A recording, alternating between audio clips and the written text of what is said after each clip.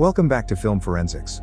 Today, we're going to recap a 2004 sci-fi action film, The Day After Tomorrow. Spoilers ahead, grab some popcorn, watch out and take care. The movie opens with a dramatic scene in Antarctica, where a team of scientists, led by paleoclimatologist Jack Hall, are diligently collecting ice samples. Jack is accompanied by colleagues Frank and Jason as they carefully drill into the ice. This crucial research has been ongoing for some time. Suddenly, disaster strikes as the ice shelf begins to disintegrate. The team's equipment and valuable data are on the verge of being lost. With time running out, Jack makes a daring leap across the rapidly expanding chasm. He manages to retrieve the data, but his footing slips, and he nearly plunges into the abyss. Fortunately, his quick-thinking friend rushes to his aid, pulling him to safety. Time passed, and Jack stood before the United Nations, passionately presenting his alarming findings to a packed conference on global warming. His research revealed a catastrophic future, and he warned that once this natural disaster unfolded, humanity's fate would be sealed. Despite his esteemed reputation in the scientific community, Jack's words fell on deaf ears, specifically, those of Vice President Raymond Becker of the United States. Becker countered that Jack's dire predictions would devastate the economy. Undeterred, Jack later met with Professor Terry Rapson from the Headland Climate Research Center, who shared his conviction that Jack's discovery was a groundbreaking, critically important find. As strange weather events happened around the world, two scientists found something alarming. Temperatures were dropping sharply in many places, something that had never happened before. Professor Rapson was sure that the polar ice caps were melting, and this put the entire Earth in danger. This also happened in the ancient past, and it caused the first ice age. We're introduced to Jack's family, including his wife and son Sam, who's struggling in school after flunking a subject. Jack, often absent due to work, promises to pick Sam up from school and take him to the airport. Meanwhile, Jack's workday goes sour when he gets into a disagreement with his boss, who's angry with him. The tension stems from Vice President Raymond, who dislikes Jack and has decided to cut funding for their entire project. Jack arrives late to pick up Sam, but they finally head out together. During their car ride, Sam opens up about his recent failure, revealing that it wasn't due to a lack of understanding, but rather that he had embarrassed his teacher.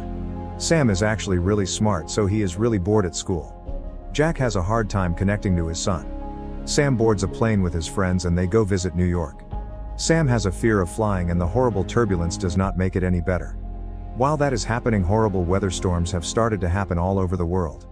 We see a giant hailstorm in Asia and many people die in the storm. The catastrophic weather event spread globally, with numerous countries experiencing massive destruction. As the scale of devastation grows, fear begins to grip people worldwide.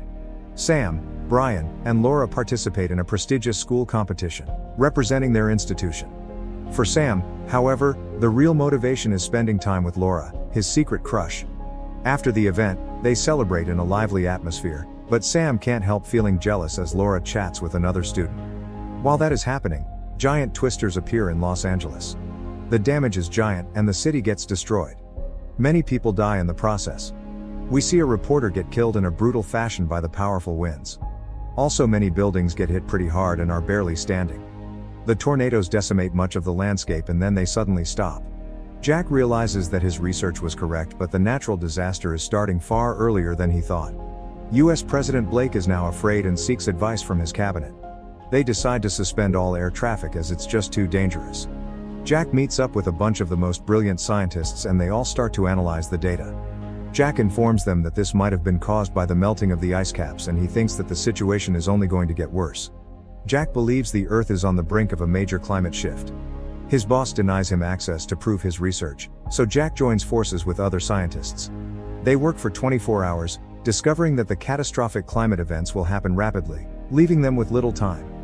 Aboard the International Space Station, astronauts gaze out at the Earth, witnessing colossal storms raging across the globe.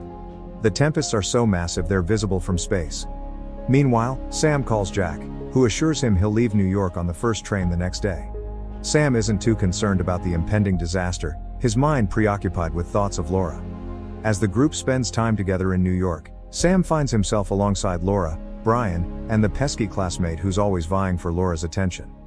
In the meantime, Jack tries to convince the vice president to order an evacuation on a large scale. The vice president thinks that Jack is crazy and he ignores his warnings.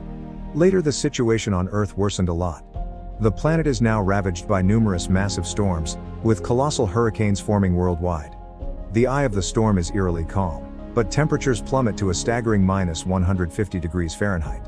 A squadron of Army helicopters ventures into the eye, but their aircraft freeze solid in mere seconds, sending them crashing to the ground. One of the pilots survives the crash, but as soon as he steps out of the helicopter, his body instantly freezes solid. The temperatures are so extremely low that anything they come into contact with freezes. Meanwhile, 3 massive hurricanes are positioned over Canada, Siberia, and Scotland. As the storm gets worse, New York City gets flooded. Sam and his friends find shelter in a big apartment complex where a rich student lives. They watch the news and see that the situation is much worse than they thought. Just as they understand how bad things are, the building loses power. Sam realizes they need to get home before it's too late, so they gather their things and go outside. The streets are severely flooded, and traffic is backed up everywhere in the city. Sam and his friends soon discover that Grand Central Terminal is completely underwater. This means they have no way to leave the city since the trains are not running. They are stranded in the middle of Manhattan with no way out, and the storm is getting even worse. People all over the city are panicking because the streets are completely flooded. Many find a safe place to hide in the New York Public Library. We see police officers rescuing people from their cars stuck in the water. On the way, Laura gets hurt by accident and starts bleeding badly. She's having a hard time moving around. The storm becomes incredibly intense, creating a massive tidal wave. This enormous wave is so powerful that it destroys the Statue of Liberty and is heading straight for the city. People are running for their lives as fast as they can. Sam realizes that Laura is no longer with them, but instead, she's helping a French family escape from their car. The tidal wave crashes into the city, and we see many people desperately running to find safety. Those who are too slow are swept away by the rushing water. Sam rushes after Laura, and they barely make it to the library in time. The entire city is engulfed by the gigantic wave. Jack gets in touch with Terry and his team in Scotland. They tell him that the storms will only get worse and that a new ice age is about to start. Terry's team is too close to the storm and they won't be able to escape to safety. Terry tells Jack that now it's up to him to save as many people as he can. Jack meets with President Blake, and they order a large-scale evacuation. Many people move to Mexico, where they can be safe for a while. Jack warns the president that those who didn't evacuate need to find shelter or they will die quickly. Sam and his friends are safe with others inside the library, but the whole city is underwater. Sam decides to contact his father, so he dives into the flooded part of the library and calls Jack. Jack tells Sam to stay inside, warning him that the entire city will soon be frozen. Jack heads to New York with some co-workers to rescue his son. The weather changes again, and everything starts to freeze. A massive snowstorm hits the world. Jack and his team crash their truck and have to continue on foot through the deep snow. When the snow starts falling, the people in the library want to leave. Sam tries to convince them to stay, warning them that the freezing cold will be deadly. He even tells them that his father is a climate expert, but they don't listen. They leave the library and soon freeze to death, just as Sam predicted. Meanwhile, Sam's mother, a doctor, is at a hospital with very sick children. She and her team are struggling to stay warm, but a rescue team finds them just in time. Sam and his friends start burning books to keep warm and find food from vending machines to avoid starving. Meanwhile, Jack, Frank, and their friends continue their journey to New York. Along the way, they have to walk on fragile glass.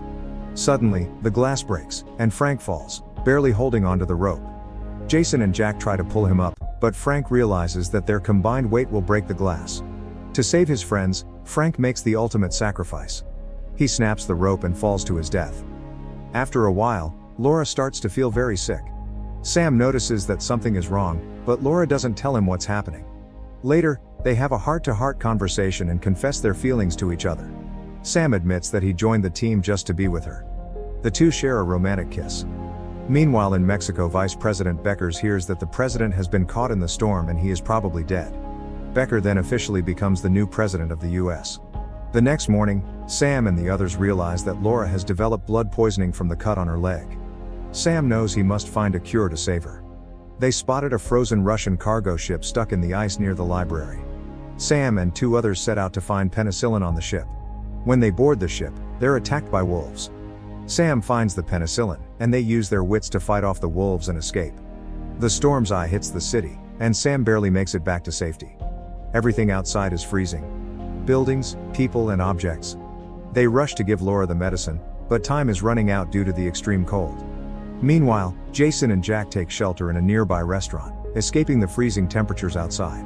After an arduous journey, Jack and his companions finally arrived at the library, only to find it buried under towering layers of snow. But their perseverance paid off as they were reunited with Sam and his friends, who had miraculously survived the harsh conditions. He quickly called for an extraction team, and soon they were airlifted out of the frozen city. However, their rescue was just the beginning. Thousands of people had survived the storm in New York, and they all needed to be rescued. The task was daunting, but the rescue efforts were underway. As the nation struggled to come to terms with the disaster, the new president stepped forward to address the country. In a brief but poignant speech, he expressed his gratitude to the neighboring countries and the international community for their support and aid. He also paid tribute to the resilience and bravery of the human spirit, which had shone through even in the darkest of times. Meanwhile, in space, the astronauts gazed out at the newly formed Earth, a planet forever changed by the catastrophic storm. Most of it was now frozen, a barren landscape of ice and snow. Yet, even in the face of such devastation, there was still hope for humanity.